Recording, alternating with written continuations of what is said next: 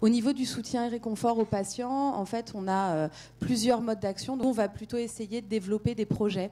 Le principal axe, ça va être le prix Isabelle. Le principe, c'est quoi? C'est de mettre en valeur une équipe soignante, tout simplement, et de lui permettre de réaliser un projet pour le service dont l'objectif est le bien-être du patient. On a également financé des projets en fait, d'implication des clowns en tant que vraiment partie active des soins douloureux et invasifs dans certains services.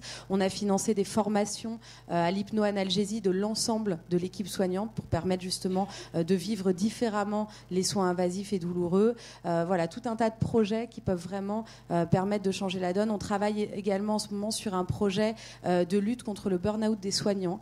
Donc on peut se demander effectivement s'il y a un lien avec les patients. Oui, évidemment, avoir des soignants qui sont en souffrance, ça peut retentir sur le quotidien des patients. Donc c'est surtout ce type de projet qu'on réfléchit. On essaye aussi de mettre en relation des gens qui peuvent aider avec ceux qui ont besoin. Et puis, régulièrement, en fonction de ce qu'on peut obtenir, on essaye d'améliorer un petit peu les conditions d'hospitalisation avec des dons de jeux, jouets, équipements, etc. On essaye aussi au maximum d'avoir des échanges. Donc, on a un forum sur notre site internet qui est bien actif au niveau des familles et des patients. Et puis également, quand on le peut, ça c'est de façon plus ponctuelle, mais apporter quelques opportunités d'évasion, aussi bien pour les patients entre deux cures que pour les accompagnants également. Donc ça peut être des places de spectacle, voilà, tout ce qu'on va pouvoir obtenir pour permettre d'apporter une petite bulle d'air et de donner un petit peu plus de courage pour continuer le parcours contre la maladie. Voilà, je vous remercie de votre attention. Je viens ici illustrer les propos de Delphine Hoffmann et vous montrer comment l'association Laurette Fugain aide tous les jours les équipes sur le terrain pour améliorer la prise en charge des patients. Donc, je vous présente aujourd'hui ce carnet de soins post-allogreffe. C'est un carnet qui a été créé par notre collègue Violaine Reynaud, anciennement coordinatrice de greffe à l'hôpital Saint-Antoine. C'est un carnet qui compile à la fois des renseignements techniques. Le patient peut mettre des données sur ce qu'il ressent, sur l'évolution de sa peau, de son cathéter. C'est également un outil pour l'équipe médicale et paramédicale. C'est un vrai trait d'union entre le patient et l'équipe de soins. Sa famille également peut écrire des commentaires dans ce carnet. Il y retrouve également des conseils de sortie sur les activités, sur les vaccinations, sur les conseils d'hygiène et d'alimentation après une allogreffe.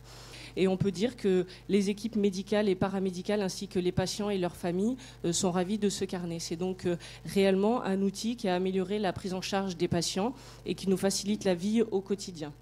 Je vous remercie.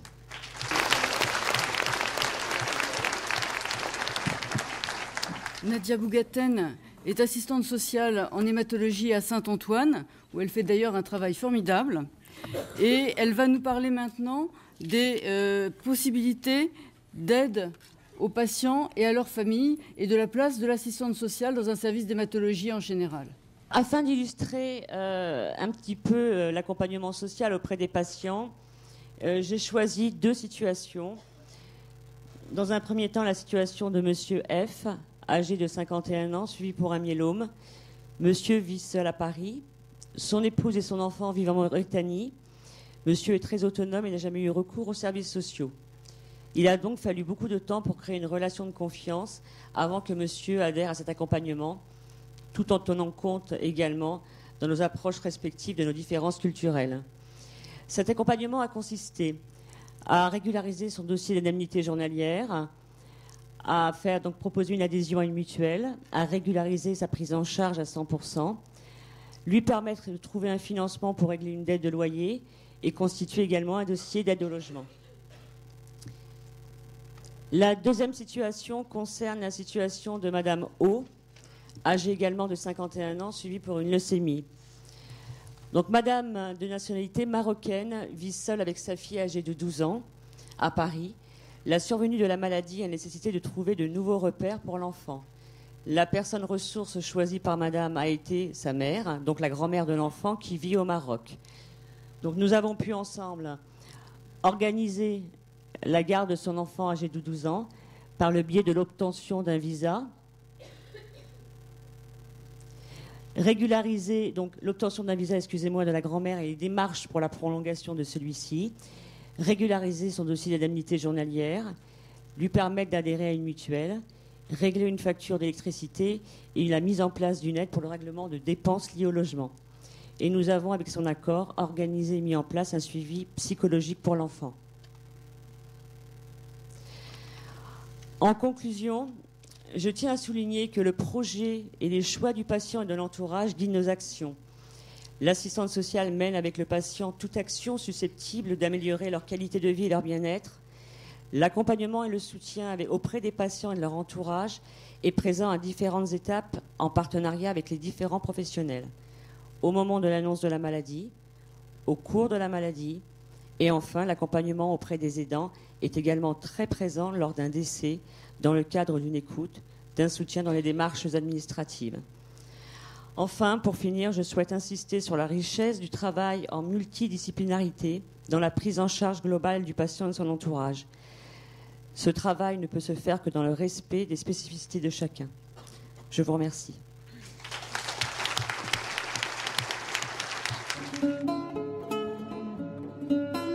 C'est à nous, médecins, de nous occuper de vous. Et néanmoins, il y a des circonstances où il peut y avoir un retard à la prise en charge, et dans certaines circonstances, c'est très dommage. Il y a 2 messages. Le premier, ce sera qu'est-ce que l'aplasie fébrile, et je vais y venir tout de suite. Quand est-ce qu'on n'a pas de défense, on n'a pas de globules blancs et on a de la fièvre, eh bien c'est sérieux. Premier message. Et deuxième message, par exemple, quand on a une fonction rénale qui s'altère brutalement alors qu'elle ne l'était pas auparavant, eh bien c'est sérieux également. Très, très, très simplement, la moelle osseuse produit les globules sanguins. Les globules blancs, les globules rouges et les plaquettes. Les globules blancs défendent l'organisme contre les infections. Plus de globules blancs, donc le risque, c'est un syndrome infectieux. Non seulement il faut débuter immédiatement des antibiotiques, et si ça ne se résout pas rapidement, dans les 24 heures, il faut appeler votre hématologue. Autre conséquence, l'absence de plaquettes. Eh bien, ça saigne. Ça saigne au niveau de la peau, au niveau du nez, au niveau des gencives et dans la bouche. Le risque hémorragique est important. Le syndrome anémique sévère est relativement plus rare. Quand on n'a pas de globules rouges, on est fatigué, il y a une pâleur de la peau et des muqueuses. Ça peut être lié à un saignement qu'on observe, soit des vomissements, soit par des selles qui sont noires foncées. Et à ce moment-là, il faut rapidement transfuser. Voilà, donc c'était juste des messages très très simples. Quand on n'a pas de globules blancs, moins de 500 polynucléaires neutrophiles et de la fièvre, il faut prendre des antibiotiques et appeler son hématologue qui est toujours disponible 24 heures sur 24. Pour les patients allogreffés, dès qu'une GVH survient, il faut également ne pas hésiter à le contacter. Des fois, on ne sait pas exactement si on doit aller chez le médecin généraliste ou chez l'hématologue. Par exemple, si on a des valeurs beaucoup plus élevées que la normalité, on ne sait pas exactement où aller, qu'est-ce qu'on doit faire. En plus, si on a, par exemple, si on a une sinusite ou une autre maladie, les médecins traitants, généralistes, ont l'intention de nous faire beaucoup de radiographies, des choses, des analyses que des fois ça nous donne un peu, ça nous fait un peu peur, parce que il y a toujours le risque de déclencher une seconde cancer. Donc on est des fois très... on ne sait plus quoi faire, on ne sait pas où aller, poser des questions à quel médecin, comment faire. En effet, il y a vraiment un problème pour les malades, surtout à distance de la greffe, parce que dans le court terme, ils sont suivis de très près par les centres de greffe, d'allogreffe et d'autogreffe aussi d'ailleurs. Il y a vraiment un problème du rôle du médecin généraliste ou de l'appel aux spécialistes. Ça, je comprends très bien que c'est le sens de cette question. Je pense que nous essayons d'informer au maximum les médecins généralistes de l'état de santé des patients qui nous ont été confiés par eux pendant tout le suivi de la greffe.